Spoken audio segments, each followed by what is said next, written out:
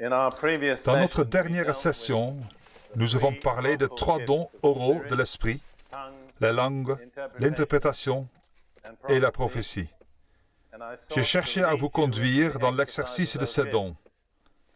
Je crois que j'ai réussi à environ 80% et je loue Dieu pour cela.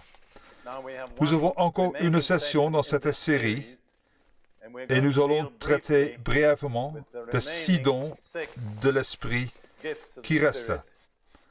Les dons de puissance et de révélation. Ne vous laissez pas perturber par l'aperçu. Il n'y a pas tout, il y a une suite. Mais nous allons commencer par cela. La dame qui a fait cela, c'est vraiment une grande dame. Hein? Son stylo n'a plus d'encre, vous comprenez? C'est pour cela que ça s'arrête là. Mais le reste attend d'être ajouté. Nous devons une fière chandelle à cette dame. Je crois que nous pouvons l'applaudir. Je ne sais pas où elle est.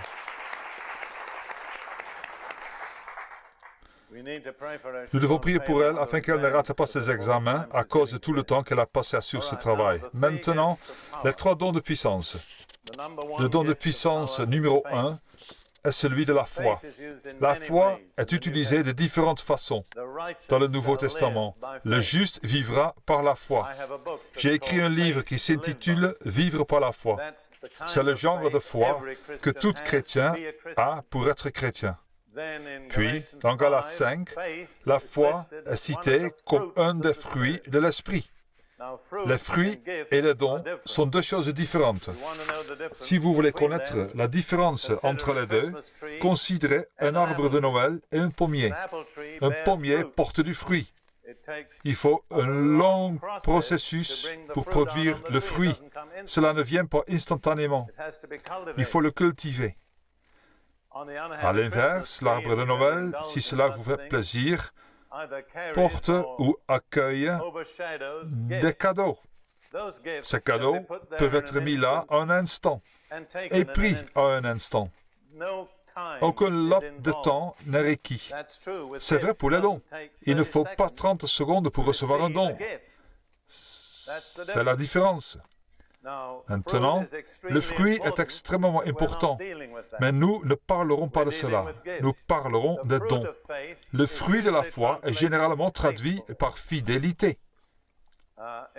En fait, les mots grecs et hébreux pour foi se réfèrent tous deux au caractère et pas à l'intellect. C'est intéressant. La foi est fidèle. C'est un engagement envers Dieu. Elle ne comprend pas une certaine doctrine, c'est secondaire. Mais nous ne parlons pas du fruit de la fidélité. Nous parlons d'un don de la foi. Quelque chose qui se reçoit en un instant. Qu'est-ce que le don de la foi? Je réponds que c'est une graine de moutarde de la propre foi de Dieu, qui nous communique souverainement et surnaturellement. Nous ne la réclamons pas. C'est Dieu qui la donne. Il y a 2 passages que vous pouvez regarder, Marc 11, 21 jusqu'à 23. Vous vous souvenez que Jésus est allé sous un figuier et qu'il a été contrarié par ce figuier. Il a dit que jamais personne ne mange de ton fruit. Le matin, en passant, les disciples virent le figuier séché jusqu'aux racines, et les disciples commentèrent ce fait. Pierre, se rappelant ce qui s'était passé, dit à Jésus, « Rabbi, regarde, le figuier que tu as maudit a séché. » Jésus prit la parole et leur a dit, « Ayez foi en Dieu. » C'est la traduction française courante. Mais le grec dit, en fait, « Ayez la foi de Dieu », ce qui est aussi différent que le jour et la nuit. Jésus dit que si vous avez la foi de Dieu, les paroles que vous dites et les choses que vous faites seront aussi efficaces que Dieu lui-même le faisait. Ce n'est pas votre foi, c'est la foi de Dieu. Autrement dit, il dit, la foi de Dieu en moi me rend capable de déterminer la destinée de cet arbre. Les paroles que je dis sont aussi efficaces que si c'était Dieu qui les avait prononcées. Et souvenez-vous que Dieu a créé le monde par la parole. Il a parlé et le monde a été créé. Puis il donne la promesse au verset 23. Je vous le dis en vérité, si quelqu'un dit à cette montagne, ôte-toi de là et jette-toi dans la mer, et s'il ne doute point en son cœur, mais croit que ce qu'il dit arrive, il le verra s'accomplir. C'est très complet. Quiconque dit quelque chose aura tout ce qu'il dit, mais vous ne pouvez pas faire cela par votre propre décision. Ce n'est que quand Dieu vous communique sa propre foi dans cette situation, comme un don. Mettons en parallèle Matthieu 17, 20, qui décrit le même incident.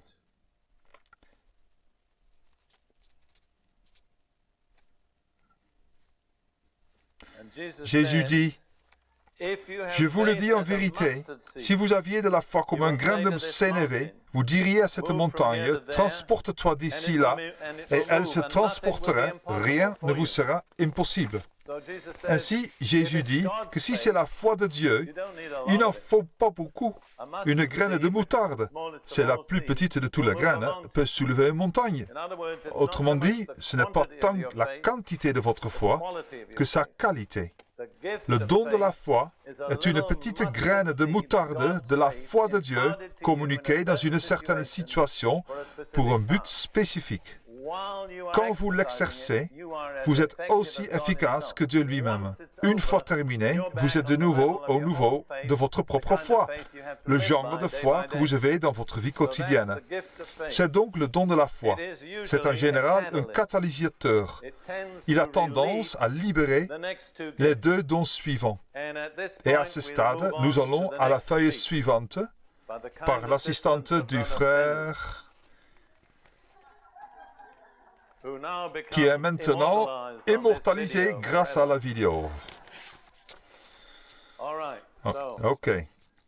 Nous continuons avec le don de puissance suivant, qui est le don de guérison. Et remarquez que dans l'original, tout est au pluriel, les dons de guérison. Je suis personnellement enclin à penser que toute guérison est un don. Et souvent, vous remarquez que certaines personnes ont la foi pour un certain type de guérison. J'avais la foi pour les problèmes de dos. J'avais la foi pour les colites. J'avais la foi pour l'asthme. J'avais la foi pour l'arthrite. Mais jusqu'à encore récemment, je n'avais pas beaucoup de foi pour les problèmes ophtalmiques. Je dis jusqu'à récemment parce qu'au Pakistan, nous avons vu une dizaine d'aveugles recouvrer la vue. Mais c'est un nouveau développement et je ne sais pas trop quelle sera la prochaine étape.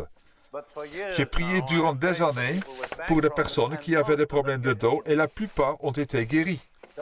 Ainsi, il y a donc deux façons de comprendre les dons de guérison. Chaque guérison est un don distinct. Et aussi, certaines personnes ont des dons de guérison pour, disons, l'arthrite ou l'épilepsie. D'autres ont des dons de guérison pour la surdité ou la cécité ou les douleurs intestinales. Il y a différentes façons dont cela peut opérer. Nous devons être sensibles au Saint-Esprit. En essence, le don de guérison ou un don de guérison est la puissance surnaturelle de Dieu contre la maladie. OK? La guérison est liée à la maladie. Les seules personnes qui peuvent être guéries, ce sont les malades. OK? Il y a une affirmation dans Luc 5, 17 qui parle d'une période dans le ministère de Jésus. Luc 5, 17, un de ces jours-là, il enseignait. Les pharisiens et les maîtres de la loi étaient assis. Ils étaient venus de tous les villages de Galilée et de Judée et de Jérusalem. Et la puissance du Seigneur était là pour qu'il réalise des guérisons. Remarquez que la puissance du Seigneur était présente pour guérir. La puissance de guérison de Dieu chasse la maladie et la remplace par la santé. C'est une puissance surnaturelle accordée par le Saint-Esprit, souvent libérée par l'imposition des mains, parfois par l'onction d'huile, de différentes façons, Mais la guérison est liée à la maladie. Le don suivant, celui des miracles, peut aller plus loin. Les miracles vont plus loin que la guérison. Par exemple, c'est un exemple de quelque chose qui est arrivé plus d'une fois dans mon ministère. Si une personne a ce qu'on appelle une otite moyenne, qui est une inflammation de l'oreille moyenne, vous pouvez prier pour cela et elle peut être guérie. Mais si une personne a eu l'oreille moyenne enlevée chirurgicalement, il est impossible de guérir une oreille moyenne qui n'existe pas. Mais un miracle peut restaurer une oreille moyenne. Je me souviens de 2 occasions où cela est arrivé. Une fois, un homme est venu me voir en me disant « Priez pour mon oreille ». Grâce à Dieu, je n'ai pas demandé quel était le problème avec son oreille. J'ai donc prié et il est revenu me voir en me disant « J'ai été guéri ». Je lui ai demandé « De quoi avez-vous été guéri ?» Il m'a répondu « Je n'avais pas d'oreille moyenne et maintenant j'en ai une ». Je suis allé chez le médecin, il a vérifié, j'ai une oreille normale. C'est un miracle, vous comprenez? Cela va au-delà de guérison. La différence aussi, c'est que les miracles sont souvent instantanés, pas toujours, et souvent visibles, tandis que les guérisons sont souvent invisibles. Si quelqu'un est guéri du foie, vous ne pourrez rien voir d'immédiat. Et souvent, c'est aussi graduel. C'est important de le comprendre parce que certaines personnes viennent pour être guéries. Si elles n'ont pas de miracle, elles pensent qu'il ne s'est rien passé. Mais il se peut qu'elles aient reçu la guérison. C'est très important de comprendre cela parce que si vous recevez une guérison, beaucoup dépendra de votre réponse. Je dis aux gens, maintenant, vous êtes branchés sur la puissance surnaturelle de Dieu, gardez l'interrupteur allumé. Comment faire? Tout simplement en remerciant Dieu. Dites, merci Seigneur, tu m'as touché. Ta puissance est à l'œuvre dans mon corps. Chaque fois que vous ressentez un élancement ou que vous voyez un symptôme, dites, merci Seigneur, ta puissance surnaturelle est à l'œuvre dans mon corps. Et répondant ainsi, la guérison s'accomplira. Mais si vous venez pour la prière, que Dieu vous touche, mais que vous n'avez pas une guérison complète, et que vous repartiez en disant « il ne s'est rien passé », vous êtes en train de débrancher la prise. Vous voyez, après, il ne se passera rien de plus. Alors, il est très important d'instruire les gens sur ces choses. Je dirais qu'un miracle est fréquemment libéré par un simple acte de foi, même normalement. Vous voulez étudier un homme qui a vécu un grand nombre de miracles, c'est le prophète Élie. Presque chaque miracle qu'il a fait a été libéré par un minuscule acte de foi. Par exemple, il y avait une source en dehors de Jéricho dont l'eau était polluée. Il a pris un récipient de sel, a jeté le sel dans la source et a dit « Ainsi parle l'Éternel, ces eaux sont guéries ». Tout le monde sait que le sel ne guérit pas l'eau, vous comprenez? Mais vous pouvez aller à cette source aujourd'hui, plus de 2000 ans plus tard, elle est toujours pure. Le sel n'a pas purifié l'eau, mais le petit acte de foi a libéré la puissance de miracle dans la source. Une autre fois, les fils des prophètes mangeaient dans un plat commun et ils se sont rendus compte qu'il était empoisonné. Élie a simplement pris de la farine dans sa main, l'a jetée dans le pot en disant « Ainsi parle l'Éternel, le pot est guéri ». Il était guéri. La farine n'a pas guéri le pot, mais le simple acte a libéré le miracle de guérison de le pot. Une autre fois, l'un de ses étudiants est sorti pour construire quelque chose vers le Jourdain. Il a emprunté une hache pour couper les arbres, et alors qu'il coupait avec la hache, la hame de la hache est tombée dans le Jourdain. Si vous n'êtes jamais allé dans le Jourdain, vous ne comprenez peut-être pas comment c'est, mais le Jourdain est un fleuve boueux. Il y a au moins 5 cm de boue à la surface. Alors la lame de la hache n'est pas restée à la surface, elle est allée dans la boue et a disparu. Élie dit, bien, il a pris un bout de bois, l'a jeté dans le Jourdain, et en flottant, la lame est remontée vers le bois. Ce n'est pas le bois qui a fait remonter la hache, mais le fait de jeter le bout de bois dans le Jourdain a libéré l'action de la puissance du miracle. Vous comprenez? Vous voyez ce principe? Vous devez souvent faire quelque chose de bizarre ou ridicule pour libérer le miracle. Quand un homme né aveugle vient à Jésus, Jésus cracha par terre, et tout le monde sait que le prédicateur ne crache pas en public. Il a fait une sorte de boue avec le salive, a oint les yeux de l'homme et a dit « Va te laver dans le bassin de Siloé ». C'est ridicule. Mais l'homme a fait ce qu'on lui disait et il est revenu en voyant. Ce n'est pas la boue qui l'a guéri, ni le bassin, mais l'acte de Jésus a libéré la puissance de miracle quand l'homme a répondu par la foi. Ce sont donc les 3 dons de puissance rapidement identifiés. Je souligne la parole brièvement. Nous en arrivons maintenant au don de révélation. Tout d'abord, la plupart des traductions disent la parole de sagesse. Mais le grec dit une parole de sagesse. Je comprends que cela ressemble au don de la foi, mais c'est la sagesse. Dieu a toute la sagesse. Mais s'il devait déverser toute la sagesse en nous, nous croulerions sous le poids. Mais dans une situation où nous avons besoin de sagesse, elle n'est pas disponible pour nous par les moyens naturels, Dieu nous donne une parole surnaturelle de sagesse, une petite graine de moutarde de sa propre sagesse. La nature de la sagesse est directive. Elle vous montre comment procéder. Elle vous montre quoi faire. Un mot de connaissance est similaire, mais c'est de la connaissance, pas de la sagesse. C'est une petite graine de moutarde de la connaissance de Dieu qui vous est donnée dans une situation spécifique pour accomplir un dessein particulier.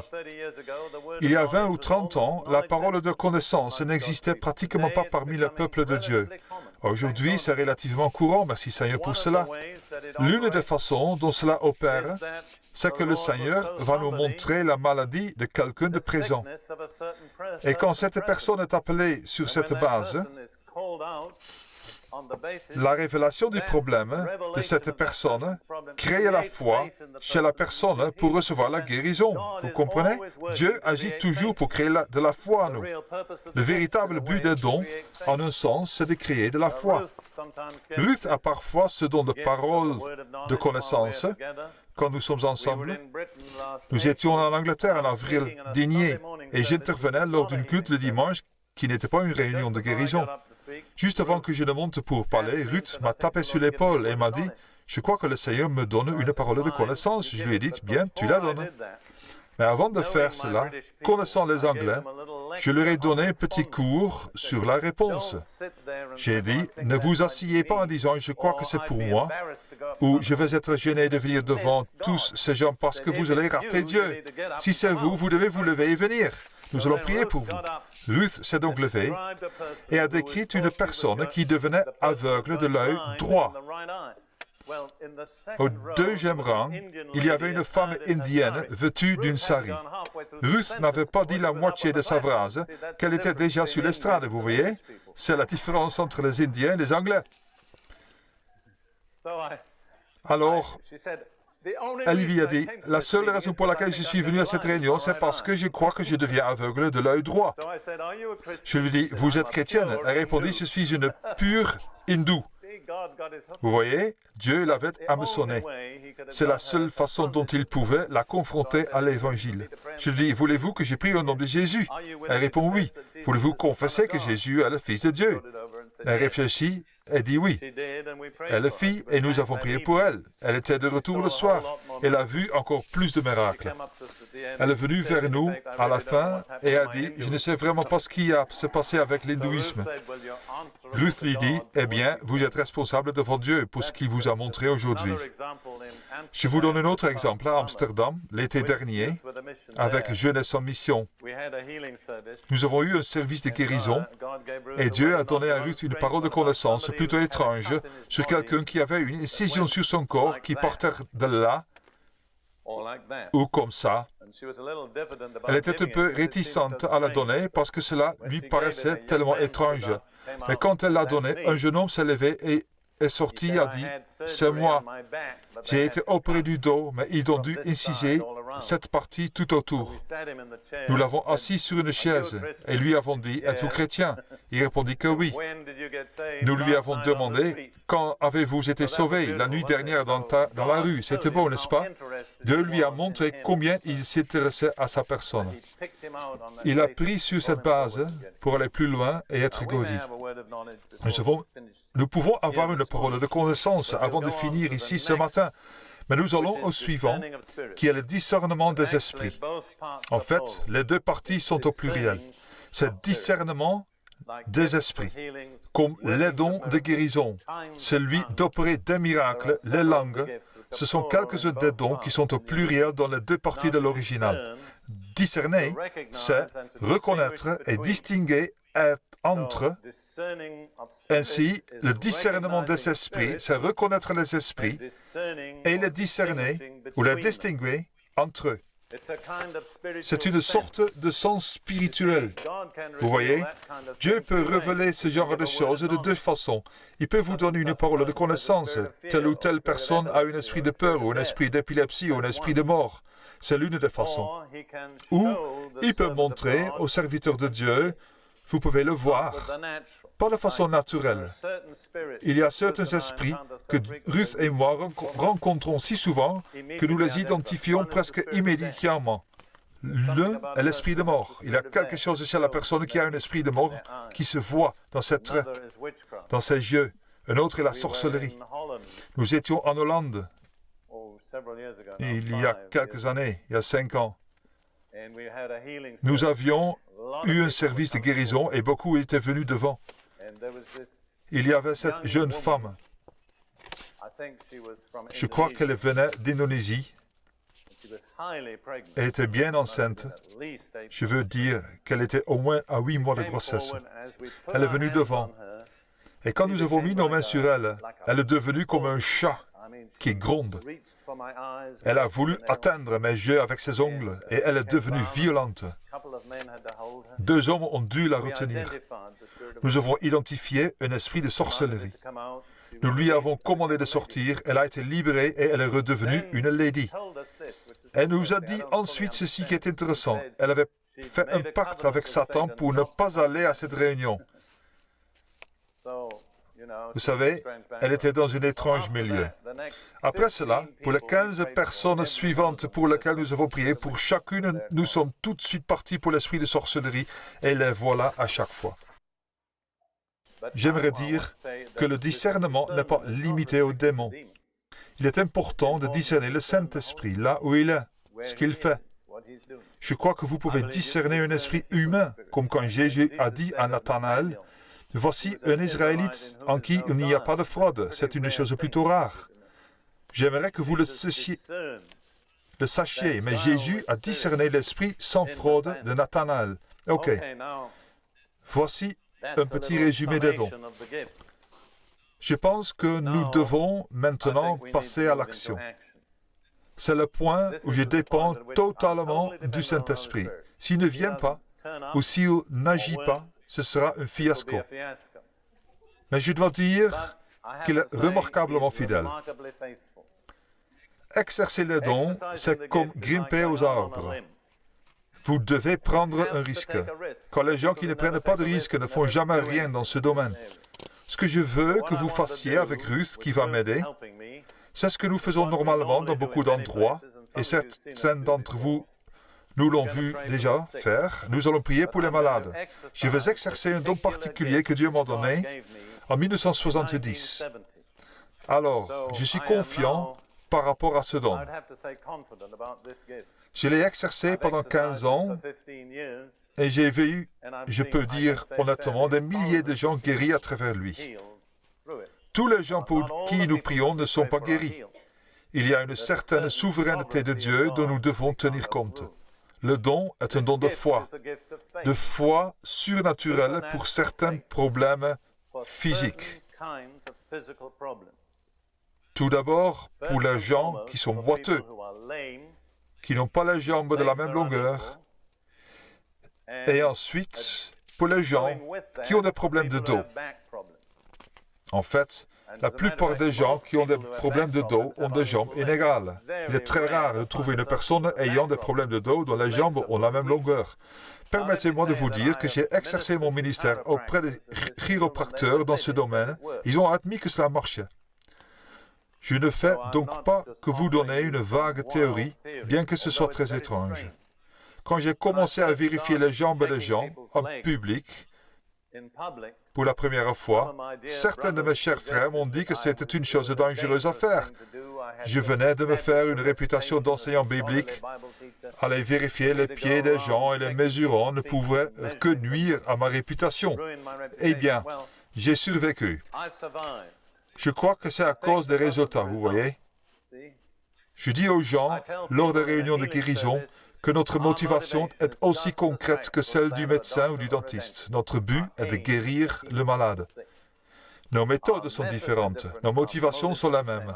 Je remercie toujours Dieu pour les médecins, les dentistes, les infirmières et les autres. Je vous dis qu'il y a tant de gens malades dans ce monde que si nous devenions tous une armée, nous ne pourrions pas faire face à tous les besoins. Parfois, en particulier dans les pays du tiers-monde et ailleurs, où je vois des malades, je peux à peine supporter leur vue.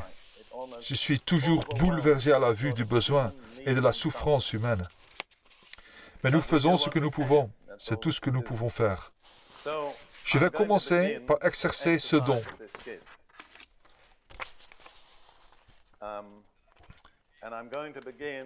Je vais commencer par exercer mon ministère envers les gens qui ont des problèmes de dos. Je n'ai jamais été à court de clients à chaque fois que je l'ai fait. Je pense que plus de 50% des Américains ont des problèmes de dos. L'avantage de cette percée, c'est que j'ai plein de clients. Ensuite, les résultats sont visibles, vous comprenez? Les gens voient ce qui se passe. Il y a 20 ans, la plupart des chrétiens n'avaient jamais vu un miracle visible dans leur vie. Heureusement, il y a un grand changement qui arrive. Un seul miracle visible peut changer complètement la vision d'une personne ou l'attitude d'une église. Je vais vous raconter une histoire. Elle est vraie et elle est si drôle et je vous promets qu'elle est vraie.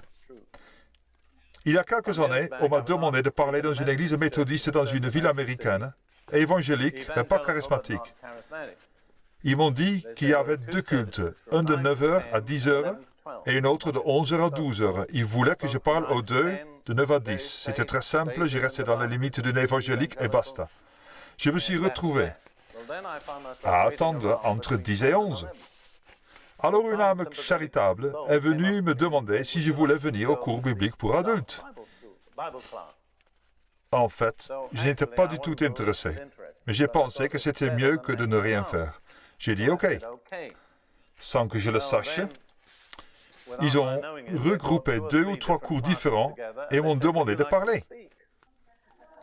Ils ne m'avaient pas averti. Je me suis demandé, qu'est-ce que je vais dire à ces gens? Je me suis dit, je dois au moins leur dire ce qui se passe dans l'Église. Alors, j'ai essayé de leur décrire le mouvement charismatique. Ils ne m'ont pas répondu. C'était complètement en dehors de leur monde de référence. Je me suis dit que je n'allais nulle part. J'ai donc commencé à enseigner sur le don du Saint-Esprit. Eh bien, c'était comme décrire la face cachée de la Lune à des gens qui ont toujours vécu sur la Terre. Cela ne marchait pas. Alors j'ai arrêté, j'ai pensé, je suis en train de perdre mon temps. J'ai dit, y a-t-il quelqu'un ici qui a 2 jambes de longueur différentes? Et quelqu'un a levé la main derrière. Je lui ai dit, voulez-vous qu'on prie pour vous? Il a dit oui. Mettez une chaise devant, venez et asseyez-vous sur la chaise. Je l'ai assis, j'ai mesuré ses jambes et tous ceux qui étaient prêts ont pu voir la différence. Sa jambe plus courte a grandi et j'ai dit, voilà. Au moment où ça s'est produit, l'attitude des gens a changé instantanément. Tout le monde voulait qu'on prie pour lui. J'allais à genoux, mesurer les jambes et prier pour eux. Une femme qui avait une couverture sur les genoux, quelque part sur le côté, a dit « Priez pour moi ». Alors j'y suis allé. J'ai levé ses jambes. L'une était plus petite que l'autre et s'est mise à grandir, voilà. Et je suis passé au suivant. Après un moment, j'ai vu cette femme devenir toute excitée. Elle me dit « Je ne crois pas que vous sachiez ce que vous avez fait ». Je lui dis « Si je ne le sais pas, dites-le moi ». Elle me répondit « Quand je suis arrivé, j'avais une sclérose en plaques ». Elle me dit encore, je crois que je ne l'ai plus. Bien, lui dis-je, si vous pensez que vous ne l'avez plus, regardons. Alors je l'ai fait lever de la chaise, je lui ai fait faire des fléchissements de genoux au milieu de la classe, devant tout le monde. Elle était complètement fortifiée. Je ne savais pas du tout qu'elle avait une sclérose en plaques. Si je l'avais su, je ne l'aurais pas fait à la manière de Dieu, vous comprenez? Parce que j'aurais essayé d'introduire mes propres idées. J'ai juste libéré ce que j'étais et ce que j'avais et elle a pris. Voici la fin de l'histoire. À la fin du cours, elle attendait d'un air mal assuré jusqu'à ce que tout le monde soit parti.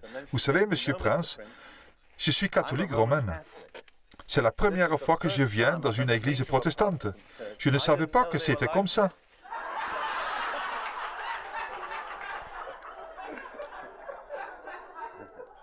Mais laissez-moi vous dire une chose. Je suis un protestant si je suis quelque chose, et ça ne m'intéresse pas. Les catholiques sont le plus facile pour prier avec. Parce qu'une fois que le prêtre dit quelque chose, ça y est, c'est fait. Vous savez, ils n'ont qu'à obéir. J'étais dans une église pentecôtiste à Copenhague il y a des années, priant pour les Danois. Et les Danois, je ne sais pas s'il y a des Danois ici, ma première épouse était danoise, ils sont plutôt secs. Je veux dire qu'ils ne s'enthousiasment pas facilement. Et je faisais vraiment des efforts. J'ai transpiré pour peu de résultats. Puis j'ai prié pour 3 personnes dans un rang et ils ont tous été guéris. Alors, en plaisantant, j'ai dit, ils doivent être catholiques. Ce qui est drôle, c'est que c'était le cas. Si vous connaissez les pentecôtistes, vous ne pouvez pas croire que les catholiques ont ce que les pentecôtistes n'ont pas. Voici comment nous allons faire. Toi, tu vas m'aider. Voulez-vous venir et retirer sa chaise? Hey, Ruth, veux-tu prendre ma Bible et mon résumé et venir ici, juste là? Merci. Séparez-vous autant que vous le pouvez, OK? Ruth, veux-tu monter?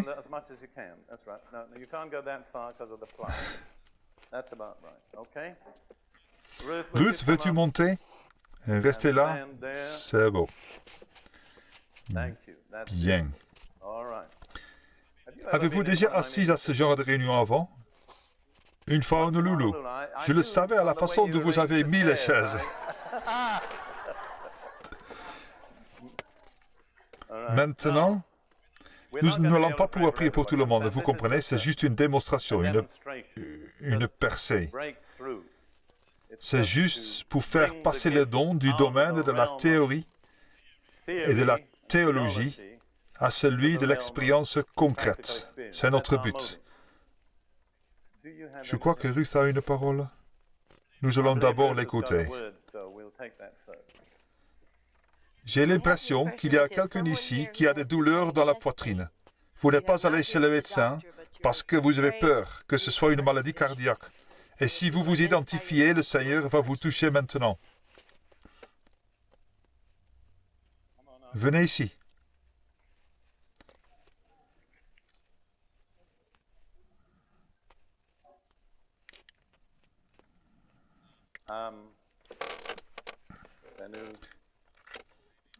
Nous allons avoir besoin de quelqu'un pour rattraper.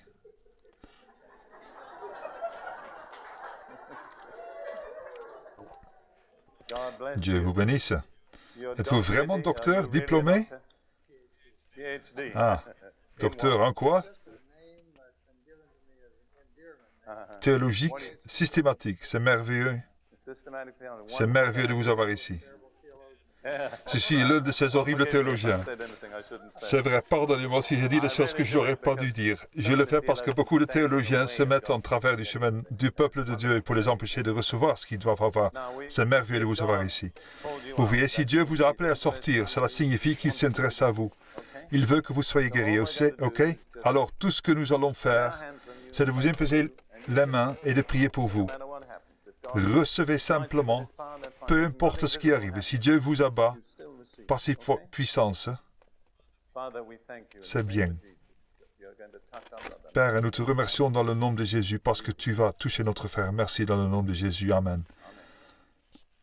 Commencez à respirer. Faites entrer la présence de guérison de Dieu. C'est bien. Merci Seigneur. Merci Père. Dans le nom de Jésus. Amen.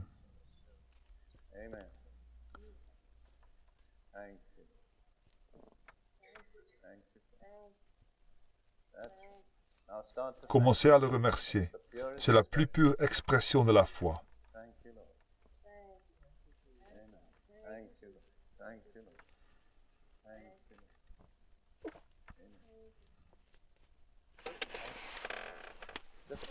Prenez juste quelques respirations profondes, c'est la présence de guérison de Dieu. C'est bien. Laissez toute anxiété partir au nom de Jésus. Amen.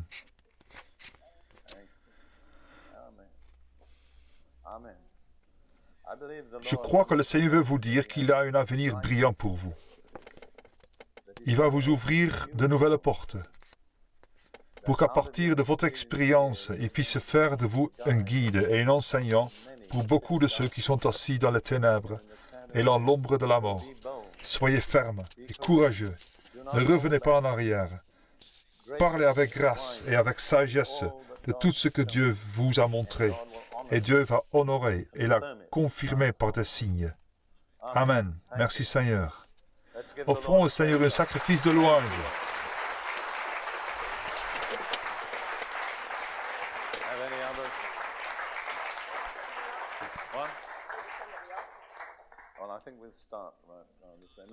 J'aimerais maintenant appeler les gens qui ont des problèmes de dos. Nous n'avons que 4 sièges. Avant de monter, je veux juste que vous vous leviez là où vous êtes. Si vous voulez qu'on prie pour un problème de dos, je veux vous parler. J'aimerais vérifier la nature de votre problème. Cette dame-là, avec le chemisier mauve, quelle est la nature de votre problème?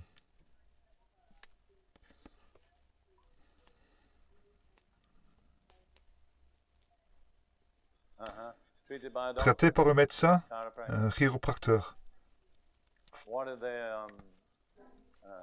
Quel est son diagnostic?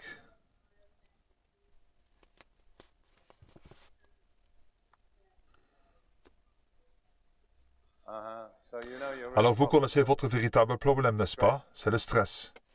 Comme beaucoup de gens, montez et asseyez-vous ici, s'il vous plaît. La femme ici, vous avez une vertèbre quoi? Ok. Bien, venez. J'aimerais vérifier que les gens ont bien eu un diagnostic médical, vous comprenez? Pour que les gens ne pensent pas que je ne fais qu'inventer ces problèmes. Quel est votre problème?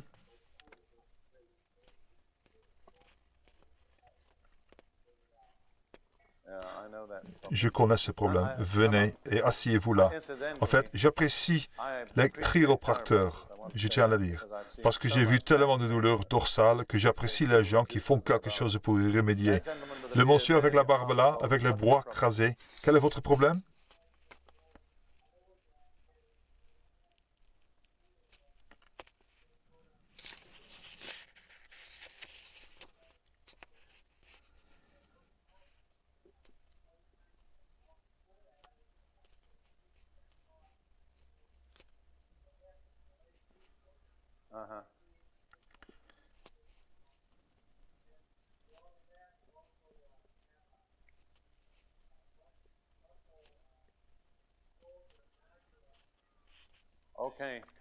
Ok, venez. Vous prenez une partie de votre problème, c'est que vous n'avez pas gardé la prise branchée, vous voyez. C'est une chose d'être touché, c'en est une autre de garder la prise branchée. Asseyez-vous sur cette chaise. Maintenant, je laisse les autres s'asseoir pour le moment. Je veux que vous ayez tous une attitude de prière et d'adoration. Cela ne veut pas dire que vous allez garder les yeux fermés, mais ne soyez pas simplement des spectateurs. Soyez concernés par ces gens pour qui nous allons prier, d'accord? Ok, commençons par cette dame.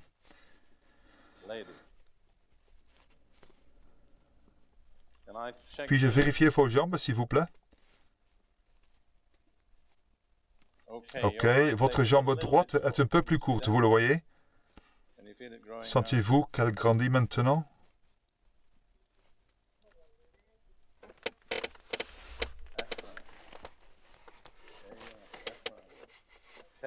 Prenez tout ce que Dieu a pour vous.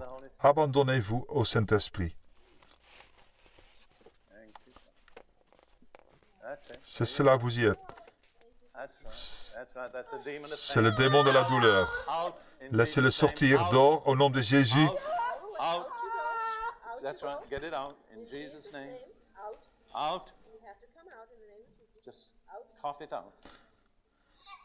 Tous pour que cela sorte.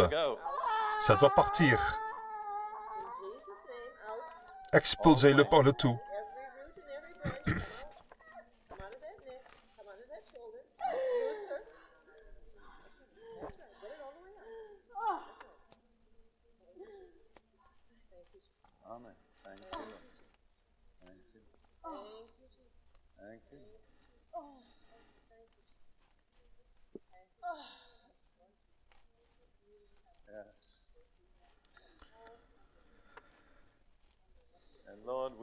Seigneur, nous brisons la puissance de la tension, du stress sur cette vie, dans le nom de Jésus.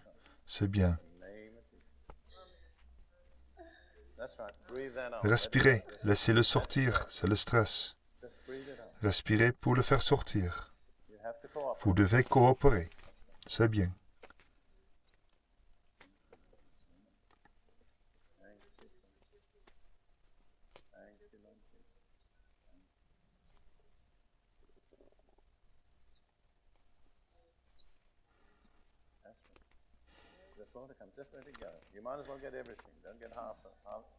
Il y en a encore, laissez-le partir. Vous devez tout avoir. Ne prenez pas que la moitié. Haïssez votre ennemi. Il vous a assez tourmenté. Dites, Satan, libère-moi au nom de Jésus.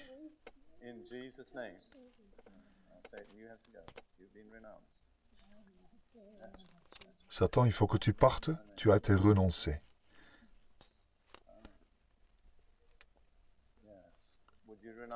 Voulez-vous renoncer à tout contact avec l'occulte?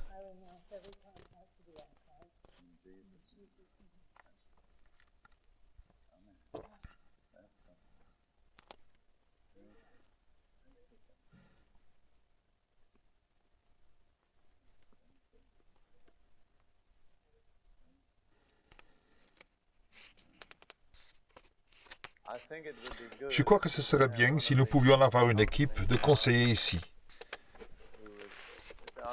Y a-t-il des personnes qui ont une expérience de la délivrance? Bien, venez. Restez avec elle. Ne soyez pas trop actifs. Encouragez sa foi. Elle a besoin d'être encouragée pour être complètement libérée. Dans cette situation, nous ne pouvons pas prendre tout le temps avec une seule personne. Maintenant, dites-moi encore une fois quel est votre problème. C'est bien OK. Maintenant, écoutez, j'ai un choix pour vous. Voulez-vous être plus grand ou plus petit?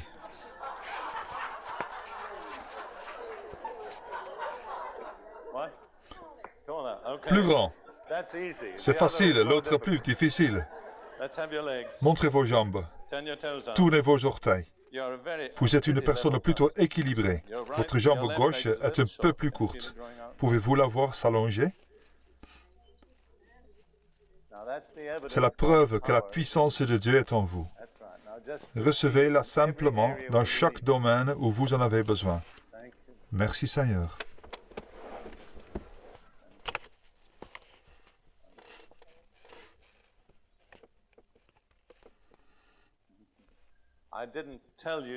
Je ne vous ai pas dit deux choses qui étaient dans mon résumé. Premièrement, très souvent, quand nous exerçons le ministère, cela dévoile les esprits mauvais. Cela est fréquemment arrivé dans le ministère de Jésus. Cela arrive aujourd'hui. Nous en avons vu un exemple. Une autre chose que j'aimerais mentionner, c'est que quand j'ai rencontré Ruth, elle avait une fracture discale et une colonne vertébrale déviée. Maintenant, elle n'a plus de fracture et sa colonne est droite. Elle a la foi pour soutenir les gens. Maintenant, quel est votre problème? OK. Vous portez une ceinture de maintien.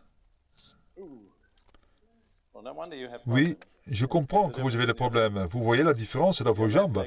Vous voyez, votre jambe gauche est 2,5 cm plus courte. Pouvez-vous la sentir grandir quand je vous parle?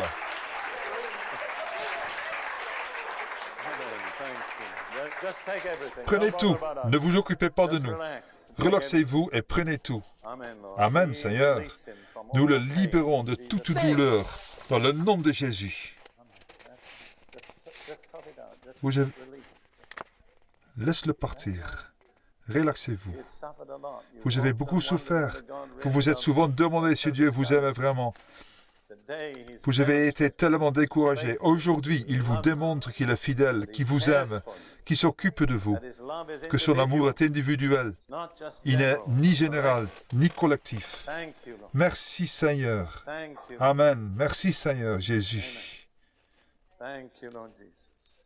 Merci Seigneur Jésus.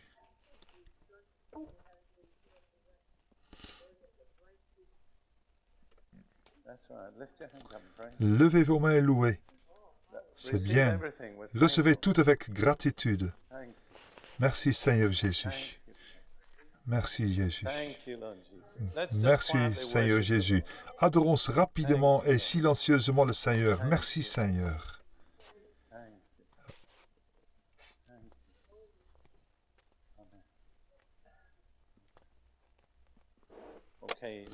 Ok, vous êtes le monsieur avec la semelle?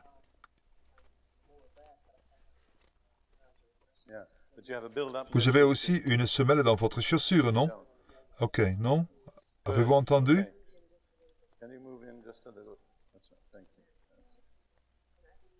Viens ici.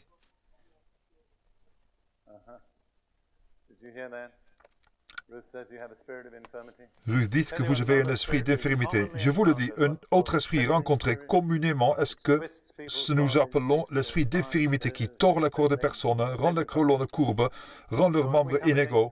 Alors si nous allons contre ces choses, ne pensez pas que vous êtes un cas spécial, c'est très courant. Bien, je vais vous brancher et je vais voir ce qui arrive. C'est tout ce que je peux faire. Savez-vous que vos jambes sont maintenant parfaitement égales, savez-vous?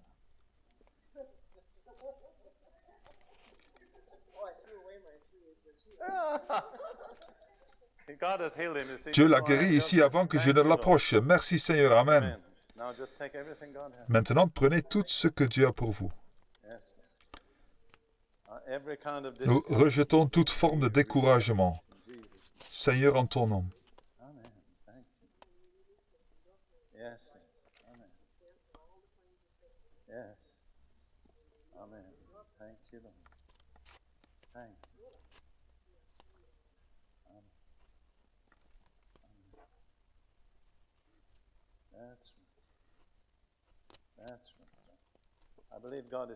Je crois que Dieu vous parle maintenant, n'est-ce pas?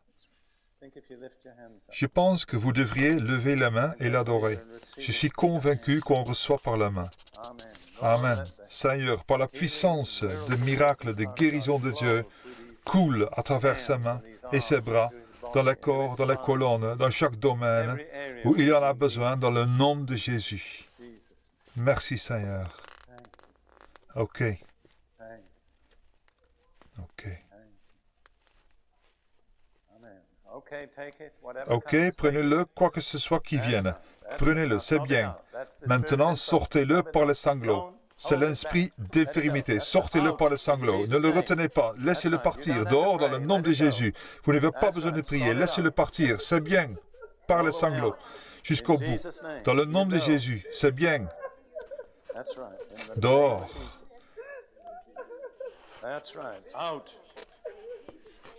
Dehors. Haïssez-le. Explosez-le. Par la toux.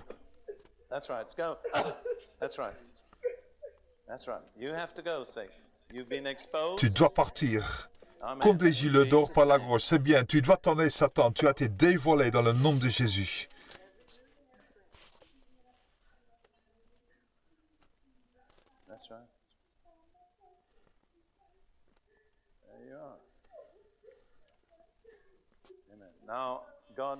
Maintenant, Dieu veut que vous consacriez votre vie au Seigneur ici ce matin. Ne partez pas et ne tournez pas le dos à Dieu. Consacrez-lui simplement votre vie. Asseyez-vous et parlez-lui en privé. Maintenant, à cause du manque de temps et d'espace, nous allons demander à ces personnes ici de descendre. Mais restez branchés, chacun d'entre vous. Continuez à remercier. Seigneur, je te remercie parce que ta puissance surnaturelle agit en moi, d'accord? Dieu vous bénisse. Et cette femme, je crois que vous auriez besoin de plus de suivi. Mais n'arrêtez pas de remercier Dieu pour ce qu'il a fait, ok?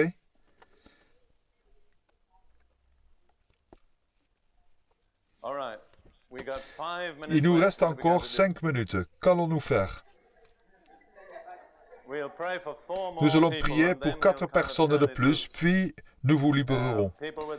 Les gens qui ont des problèmes de dos et pour qui on n'a pas encore prié, qui veulent qu'on prie, voulez-vous vous lever rapidement? Cette dame-là, avec une chemisier à fleurs, quel est votre problème? Parlez fort. Bien, venez. Il y a un jeune homme blond, c'est vraiment un homme. Il doit bien y avoir un homme, exact. Quel est votre problème? Venez. Quel est votre problème? Nous vous cherchons, un de plus.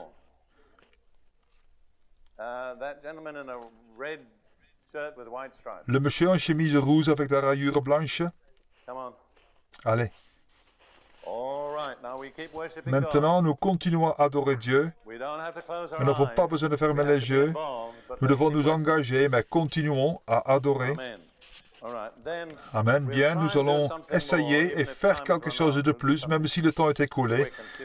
Nous allons faire rapidement quelque chose et voir ce qui arrive. Dites-nous encore votre problème en une phrase. Arthrite. Bien. Maintenant, je traite normalement l'arthrite comme un esprit mauvais. Cela ne vous offense pas? Cela ne signifie pas que vous êtes une personne mauvaise. Cela signifie que le diable vous tourmente, ok? Alors si je lui dis de s'en aller, vous savez ce que vous devez faire? Le laisser partir, exact, vous l'avez dit. Retournez sur votre chaise. Nous allons maintenant vous brancher et voir ce qui se passe. La raison pour laquelle vous avez des problèmes dans votre jambe gauche, c'est parce qu'elle fait presque 2 cm de moins. Vous le voyez? Vous le voyez? Ne bougez pas parce qu'elle est dans une position naturelle. La sentez-vous grandir? Le sentez-vous?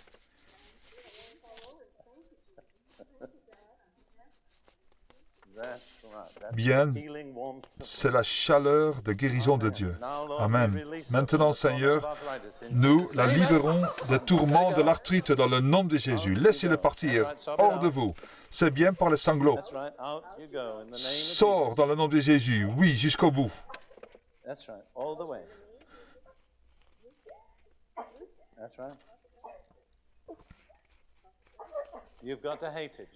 Vous devez le haïr. Nous ne pouvons pas le faire pour vous.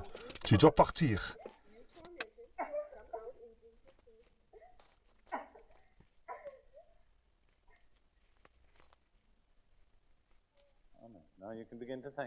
Maintenant, vous pouvez commencer à le remercier. C'est bien. Merci Seigneur. Exposez-le. Vous devez travailler avec nous, parce que si vous ne coopérez pas, nous ne pourrons pas le faire. Bien. Peu importe votre dignité, ce n'est pas important.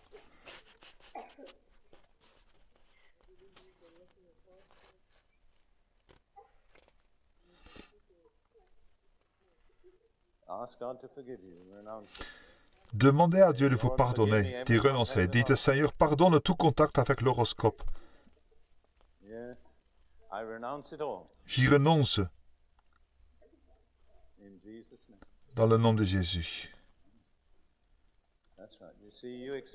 Vous voyez, vous vous êtes exposé à la revendication de Satan.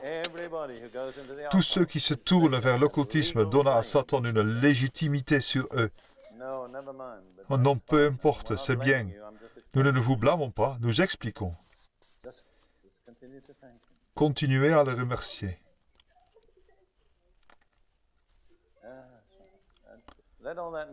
Laissez toute la misère sortir. C'est bien. Débarrassez-vous-en. C'est bien.